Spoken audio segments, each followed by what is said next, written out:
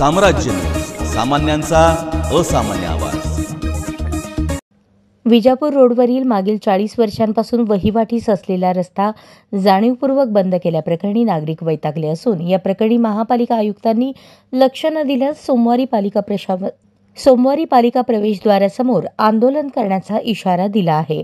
संत तुकाराम नगर, पाटील नगर, unity complex, Kittur Channamma नगर, प्रभात नगर, Anupam park व इतर नगरातील आजूबाजूला 10 ते 15 हजार लोकसंख्या असलेली लोकवस्ती असून येणाऱ्या जाणाऱ्यास पाटील नगरमधून संत तुकाराम नगर व पाटील नगरमधून जाणारा रस्ता आहे। तिथे दररोज 1000 ते 1200 विद्यार्थी शाळेला जातात।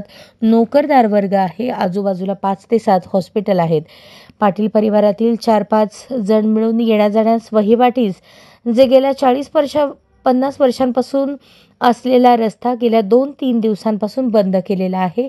तेथील नागरिकांची गैरसोय होत असून लवकरात लवकर महानगरपालिकेने बंद असलेला तो रस्ता वहिवाटीस खुला करून द्यावा व संबंधित लोकांनी सदरचा रस्ता बंद केल्याने त्यांच्यावर फौजदारी स्वरूपाचा गुन्हा दाखल करावा आणि कायमस्वरूपी त्याच्यावर तोडगा काढावा अशी मागणी नागरिकांनी केली आहे।